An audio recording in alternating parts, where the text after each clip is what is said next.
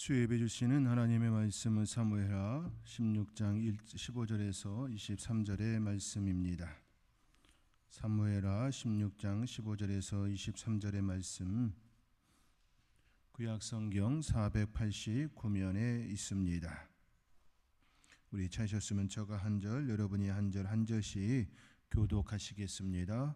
제가 먼저 읽겠습니다. 압살롬과 모든 이스라엘 백성들이 예루살렘에 이르고 아히도벨도 그와 함께 이른지라.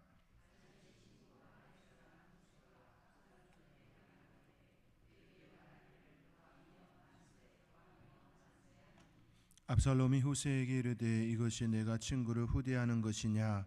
내가 어찌하여 내 친구와 함께 가지 아니하였느냐 하니,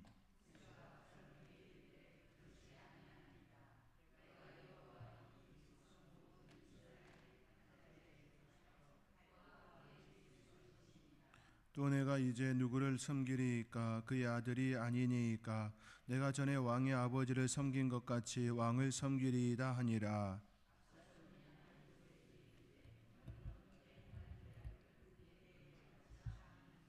아히도벨이 압살롬에게 이르되 왕의 아버지가 남겨두어 왕궁을 지키게 한 후궁들과 더불어 동침하소서. 그리하면 왕께서 왕의 아버지가 미워하는 바 됨을 온 이스라엘이 들으리니 왕과 함께 있는 모든 사람의 힘이 더욱 강하여지리이다 하니라.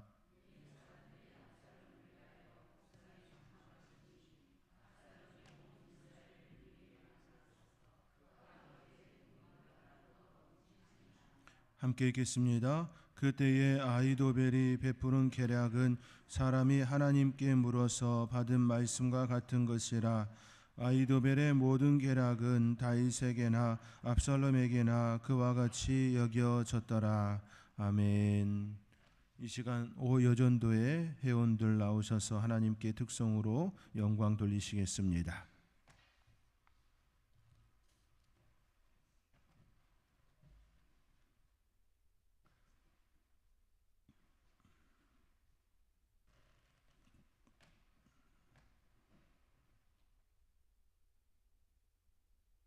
차렷 인사.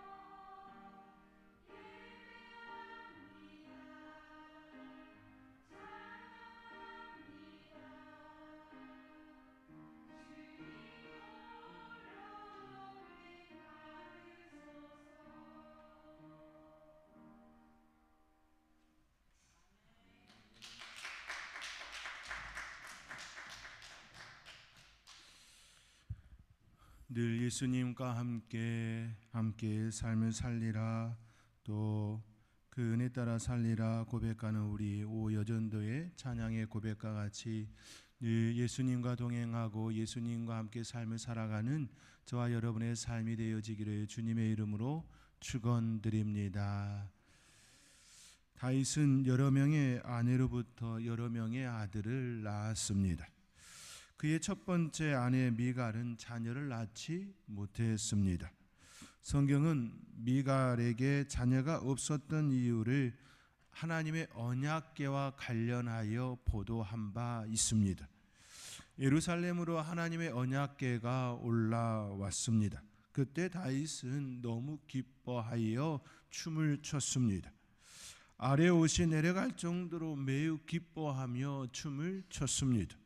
그러한 다윗을 보고 미갈은 왕이 방탕한 자가 염치 없이 자기 몸을 드러내는 것처럼 행동하였다 비난하였습니다. 다윗은 미갈에게 이는 여호와 앞에서 한 것이라 그렇게 대답을 합니다. 성경은 이 사건의 말미에 그러므로 사울의 딸 미갈이 죽는 날까지 그에게 자식이 없으니라고 보도하고 끝을 맺고 있습니다. 그 이상도 그 이하도 어떤 설명도 없이 그렇게 끝맺음을 하였습니다. 이스라엘 출신 아히노암에게서는 다윗이 암논을 낳았습니다. 그리고 암논은 누이 다말을 범한 후 압살롬에 의하여 살해되었지요. 그리고 갈멜 출신 아비가일에게서 다니엘을 낳았고 그술 왕 달메의 딸 마아가에게서 압살롬을 낳았습니다. 오늘 본문에 나왔던 압살롬이 바로 달메의 딸 마아가에게서 낳은 압살롬입니다. 학깃에게서 아도니아를 낳았고 아도니아는 훗날 왕위를 노리다 실패한 인물입니다. 다윗의 아들들 중에 다윗의 왕위에 대하여 억지로 빼앗으려 한 이들이 압살롬만이 아니었음을 우리는 이미 성경을 통해 알고 있지요. 아비아달에게서는 스바다를, 에글라에게서는 이드르암을 낳았습니다. 그리고 암미엘의 딸 바세바에게서 심모아, 소밥, 나단, 그리고 여러분들이 너무나도 잘 알고 있는 그 아들 솔로몬을 낳았습니다. 솔로몬은 다윗을 이어 이스라엘의 왕이 됩니다. 그리고 시노 미상의 왕비들에게서 9명의 아들들과 또 후궁들로부터 아들들을 낳았습니다. 다윗은 여러 명의 아내에게서 여러 명의 아들들을 낳았습니다. 여러 아들들은 한 어머니에게서 난 자녀들이 아니기에 그들 간에 치열한 권력 다툼이 있었음을 우리는 쉽게 짐작할 수가 있습니다. 한 어머니에게서 낳았다고 한다면 자연스럽게 그들 안에서 서열이 정해졌을겠지요. 아무래도. 그러나 한 어머니가 아니고 여러 어머니이기에 더욱더 자녀들 간의 권력 다툼이 치열하게 있었을 거라는 것은 쉽게 짐작할 수 있는 부분입니다. 압살롬의 반역 역시 치열한 권력 싸움 중에 하나로 우리는 엿볼 수 있습니다. 그러나 그 시작은 아버지 다윗에 대한 불만이었습니다. 압살롬에게는 누이 다말이 있었습니다. 그의 이복 형제인 암논이 그의 누이 다말을 욕되게 합니다. 이에 대해 아버지 다윗이 암논을 바르게 훈계하지 않음에 대하여 압살롬은 불만을 품게 됩니다. 여러 해가 지나고 그는 암논을 죽였습니다. 그리고 도망하여 여러 해를 보내었다가 다시 여차여차하여 예루살렘에 돌아왔습니다. 그때 그는 반역을 꿈꾸며 백성들의 마음을 훔치기 시작했습니다. 그 때가 되었다 판단되었을 때에 반역하였고 그의 아버지를 예루살렘에서 쫓아내었습니다. 다윗은 가정을 건강하게 지키지 못했습니다. 자신의 범죄도 가정을 건강하게 지키지 못하는데 일조하였습니다. 이미 여러 아내들이 있었음에도 밧세바를 범하였기 때문이지요. 이러한 모습을 본 그의 아들들은 다른 생각을 품게 된 빌미가 되었을 것입니다. 정상적인 삶의 모습이 아니라 이미 아내들이 있었음에도 불구하고 또 범죄하는, 간음하는 그 아버지의 그 모습을 보며 그의 아들들이 당연히 다른 생각을 품었음은 또 이치에 우리가 쫓아갈 수 있는 부분이겠지요. 다윗은 분명 하나님 앞에 신실한 모습을 가지고 있었습니다. 정치적으로 또 왕으로서 또 군사를 이끄는 장수로서 그는 훌륭한 모습을 가졌습니다. 그러나 가정에서 자녀 양육에 관련해서는 안타까운 모습을 보게 됩니다. 압살롬의 반역은 다윗의 범죄와 무관하지 않습니다. 더 나아가 건강한 가정을 세우지 못한 결과임을 우리는 결코 부정할 수가 없습니다. 예루살렘에 무혈 입성한 압살롬은 후세가 아버지 다윗을 따라가지 않고 자기에게 머무는 것을 이상하게 여깁니다. 후세는 다윗의 오래된 친구이기 때문이지요. 그에게 지혜를 베푸는 모사였기에 아버지 다윗을 따라가지 않음에 대하여 그렇게 이상하게 여김이었습니다.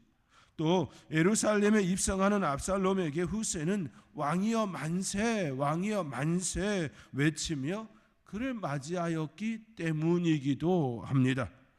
우리는 앞선 구절들에서 이미 다윗과 후세 사이에 약조한 것을 알기에 후세가 다윗을 배반하지 않고 다윗의 뜻을 따라 압살롬에 온 것을 이미 알고 있습니다.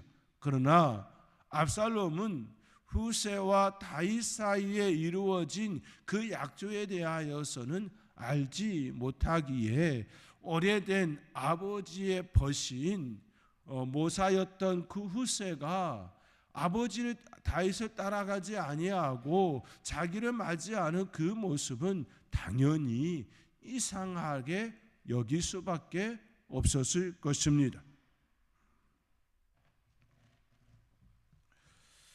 그렇게 압살롬은 후세에게 17절의 말씀과 같이 이것이 친구한테 후대하는 것이냐라고 되묻는 질문을 하게 됩니다.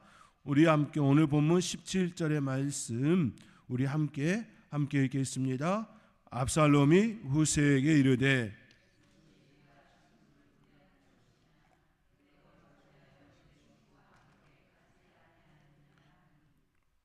그렇습니다. 압살롬은 후세를 너무나도 잘 알고 있었습니다. 후세는 아버지 다윗의 모사였고 오래된 벗이었습니다. 그렇기에 친구를 따라가는 것이 당연하다고 여겨지는 인물이었습니다. 그러나 아버지를 따라가지 아니하고 자기를 맞이하고 왕이여 만세 왕이여 만세 외치는 그 후세에게 방금 읽은 말씀과 같이 이것이 내가 친구를 후대하는 것이냐, 내가 어찌하여 내 친구와 함께 가지 아니하였느냐라고 묻는 것입니다. 친구 따라 강남 간다라고 하는 것처럼 당연히 가야 될 인물로 보았으나 가지 않음으로 인하여서 내가 어떻게 이렇게 행할 수 있느냐, 그런 이야기를 건네고 있는 것입니다. 압살롬은 후세가 자기를 따르는 것에 대해서는 기분이 나쁠 리는 없습니다. 자기에게 충성 맹세하는 일을 싫어할 리가 없지요. 그것도 쌍수를 들고 환영하는데 기분이 나쁠 리는 없습니다. 그러나 의심은 충분히 할 수 있는 부분이었을 것입니다. 압살롬은 후세와 다윗과의 관계를 알고 있었고 이와 같이 물음이 되었습니다. 그 물음에 후세는 그렇지 아니하다 말하며 내가 여호와와 이 백성 모든 이스라엘의 택한 자에게 속하여 그와 함께 있을 것이라 대답합니다. 그리고 더 나아가 이제 내가 누구를 섬기리까? 라고 그에게 대답하며 그의 아들이 아니니까 내가 아버지 다윗을 섬긴 것 같이 이제 예루살렘에 이 이스라엘의 왕이 그의 아들이 되었으니 그 아들을 섬기는 것이 마땅한 모습이 아닙니까? 라고 되묻는 형태로 대답을 합니다. 오늘 본문 19절입니다.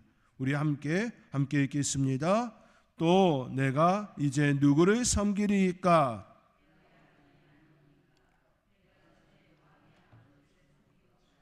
왕을 섬기리이다 하니라. 이 말도 옳게 여김이 되어지지요. 내가 아버지를 섬긴 것과 같이 내가 그의 아들을 섬기는 것이, 그의 아들이 이스라엘의 왕이 되었으니 그 아들을 섬기는 것이 마땅한 모습이 아닙니까? 라고 하는 이 대답에 대하여서 어떻게 부정을 할 수가 있겠습니까? 왕의 아버지를 섬긴 것 같이 내가 이제 여호와와 이 백성 모든 이스라엘의 택한 자에게 속하여 그와 함께 있을 것이라 이야기하며 이와 같이 대답함이 되었습니다. 이렇게 이야기하는 후세의 말에 압살롬은 의심을 거둬들입니다. 자기 앞에서 아첨하며 달콤한 말을 하는 이의 소리가 듣기 싫지 않았을 것입니다. 결국 압살롬은 후세를 받아들임이 되었습니다. 이는 압살롬의 큰 실수였습니다. 앞서 말씀드린 것처럼 후세는 다윗과 뜻을 합하여 압살롬의 계략을 속이기 위하여 거짓 충성을 다짐하였기 때문입니다. 압살롬에게 지금 이야기하는 그 모든 것들은 압살롬을 속이기 위한 거짓 충성에 대한 맹세이지요. 그러나 압살롬은 자신에게 다가오는 달콤한 말에 속아 그를 받아들임이 되었습니다. 이후 후세는 아히도벨의 모략을 패하게 합니다. 계속해서 이후에 후세와 아히도벨의 그 꾀를 내었을 때에 그 꾀들이 서로 충돌이 일으켜지면서 후세의 이야기에 손을 들어줌으로 압살롬이 오히려 망하게 되어지는 그 결과를 낳았습니다. 사람은 자기에게 다가오는 달콤함에 취할 때가 있습니다. 그러나 그 달콤함이 자신을 넘어뜨리는 요소가 되곤 합니다. 우리의 치아를 망가뜨리는 것도 달콤함에 있지요. 입에는 달지만 몸에는 좋지 않은 것들이 있습니다. 후세는 분명 좋은 사람입니다. 그러나 압살롬에게는 그렇지 않은 인물입니다. 후세는 하나님의 뜻과 다윗을 위하는 편에 섰습니다. 그는 분명 좋은 사람입니다. 그러나 압살롬에게 그 편에서 보면 그렇지 않은 인물입니다. 압살롬은 아버지 다윗을 반역한 인물입니다. 그럼에도 불구하고 그들에게서도 교훈을 얻을 수 있습니다. 압살롬의 넘어짐은 결국 자기에게 다가온 그 달콤함에 취했기 때문입니다. 우리의 삶의 자리에 다가오는 달콤함에 취해 바른 판단을 하지 못한다면 우리 또한 넘어질 수 있음을 압살롬의 그 모습을 보며 바르게 권면을 삼는 저와 여러분이 될 수 있기를 주님의 이름으로 축원드립니다. 그렇기에 우리의 삶의 자리에 늘 선한 자들에게서만 모범을 본을 볼 수 있는 것이 아니라 악한 자들에게서도 그러한 본을 볼 수가 있음을 또 압살롬을 통해 깨닫습니다. 예루살렘에 입성한 압살롬은 아히도벨에게 계략을 가르쳐 달라 요청합니다. 그때 아히도벨은 왕의 후궁들과 더불어 동침하라고 그에게 계략을 베풉니다. 오늘 본문 21절의 말씀입니다. 우리 함께 오늘 본문 21절의 말씀 우리 함께 읽겠습니다. 아히도벨이 압살롬에게 이르되 왕의 아버지가 남겨두어 왕궁을 지키게 한 후궁들과 더불어 동침하소서. 그리하면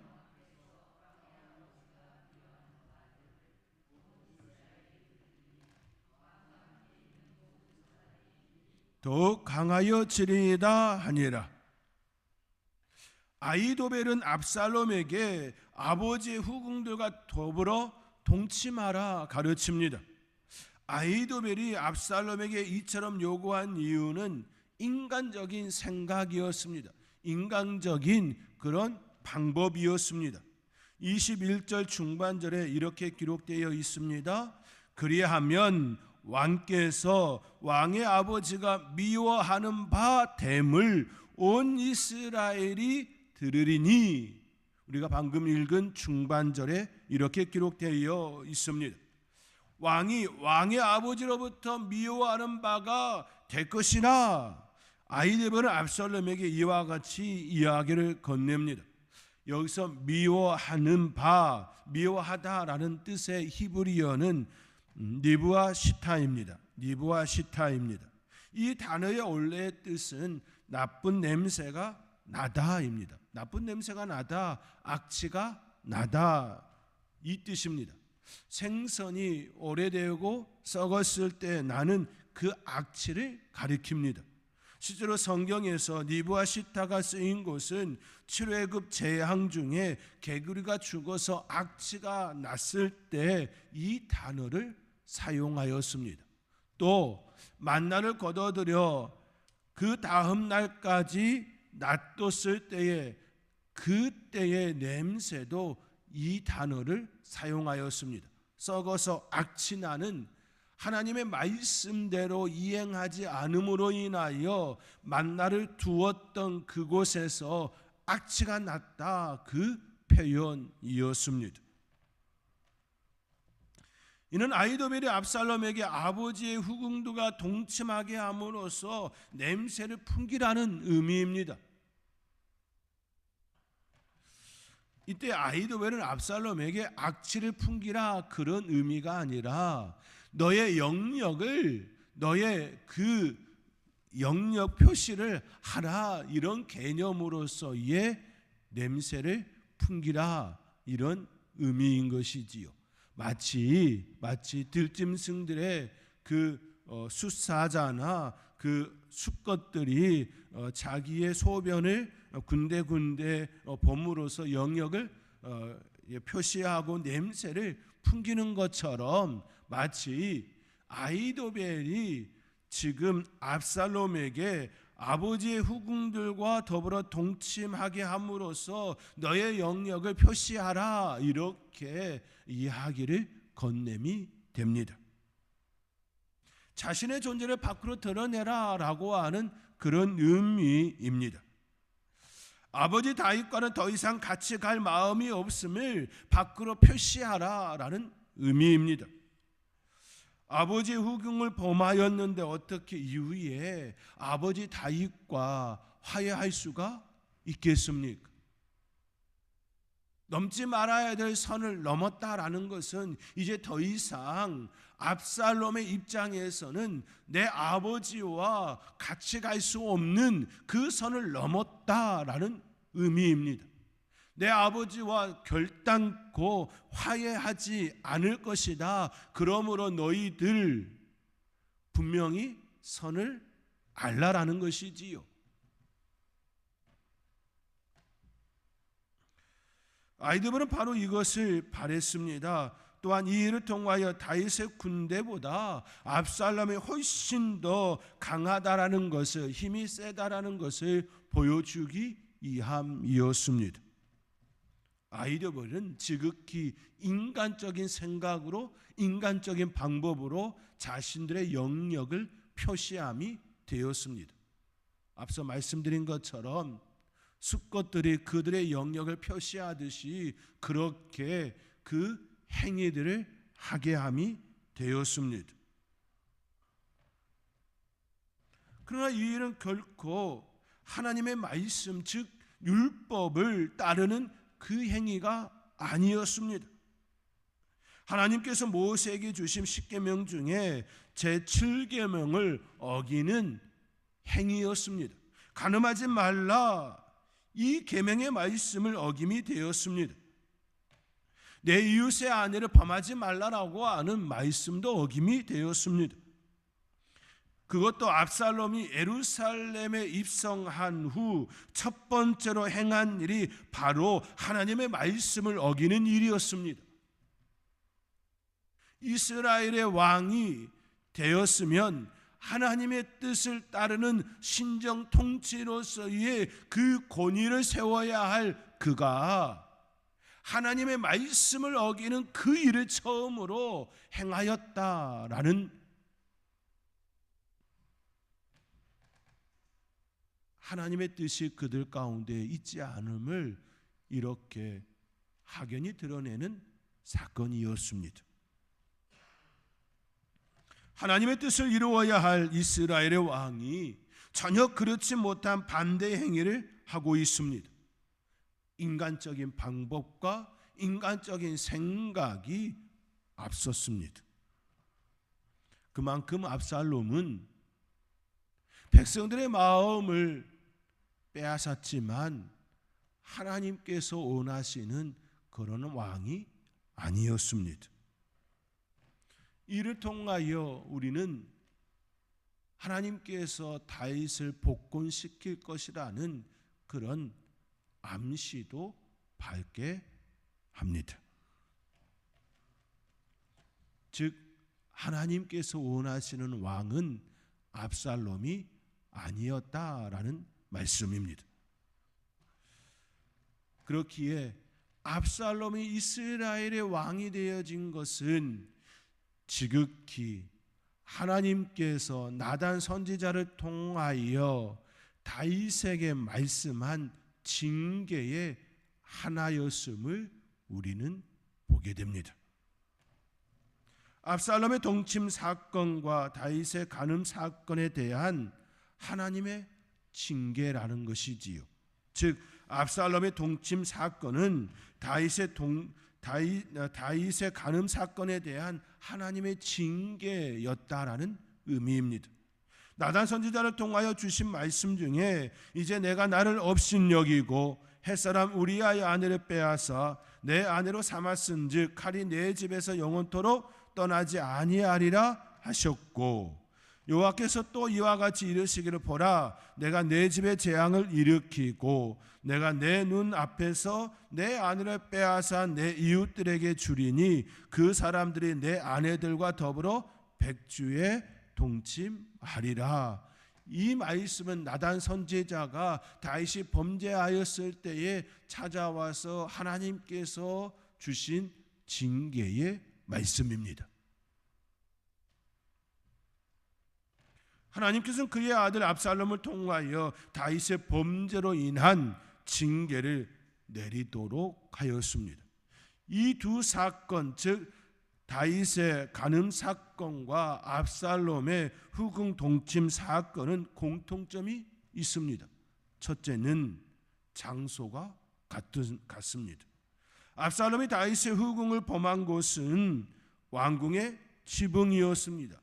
공교롭게도 이 장소는 다윗이 밧세바를 보고 음력을 품었던 바로 그 장소였습니다. 둘째로 다윗과 압살롬이 취한 여인들은 모두 남편이 살아있는 이들이었습니다. 밧세바도 우리아의 아내였습니다. 또 압살롬이 범한 그 후궁들은 다윗의 후궁들이었습니다. 마지막으로 이 여인들의 남편은 모두 각각 그 두 사람과 매우 가까운 사람들이었습니다. 밧세바도 다윗과 매우 가까운 그 손녀였습니다. 미술 기법 중에 데칼코만이라는 것이 있지요. 좌우나 상하가 같은 그 그림 말입니다. 반으로 접어서 찍었을 때에 똑같이 나타나는 그 그림 말이지요. 다윗의 범죄와 압살롬의 범죄는 데칼코만이 그 기법과 같습니다. 마치 똑같이 컨트롤 C, 컨트롤 V 되어진 그 복사된 것만 같습니다. 사랑하는 성도 여러분, 압살롬은 자신과 아버지 다윗과의 관계가 어긋나고 이제 아버지 다윗을 따르지 말고 자신을 따르라는 그 말을 하고 싶어서 아버지 다윗의 후궁들을 범하였습니다. 이유가 어찌 되었든 간에 그 행위는 결코 하나님께서 원하시는 모습은 아니었습니다. 그러나 그는 그 자리에 있었습니다. 이를 통해 우리가 분명하게 알 수 있는 한 가지 사실은 하나님께서는 악인을 통하여 죄를 범한 자들을 징계하실 수 있다라는 사실입니다. 그러므로 우리는 늘 하나님의 선한 도구가 되어지기를 간절히 소망해야 합니다. 압살롬과 같이 그의 그 악함이 다윗을 징계하는 도구가 되어짐과 같이 악한 도구로 사용되어지는 그 모습이 아니라 우리의 삶의 모습은 하나님의 선한 도구로만 하나님 나라의 영광을 위해서만 사용되어지기를 소망해야 합니다. 하나님은 악한 자를 통하여 범한 자, 하나님께 죄를 범한 자를 악한 도구로 사용하실 수 있으신 분이십니다. 그의 동기가 어찌 되었든지 간에 말입니다. 그러나 우리는 우리의 악함이 아니라 하나님께 나아가는 그 선함으로 선한 도구 되어 하나님의 영광을 위하여 하나님 나라를 위하여 쓰임받는 귀한 삶이 되어질 수 있기를 주님의 이름으로 축원드립니다. 기도하겠습니다. 사랑의 하나님, 하나님의 선한 도구 되기를 원합니다. 악한 자 되어 악한 도구로 사용하여 버려지는 그 모습이 아니라 하나님의 영광과 나라를 위하여 쓰임받고 또 쓰임받아 하나님의 은혜의 자리, 축복의 자리에 있기를 원합니다. 하나님, 늘 주님의 마음을 품고 선한 도구 되어 하나님 영광되게 하여 주시옵소서. 이 모든 것 감사하옵고 예수님의 이름으로 기도하옵나이다. 아멘.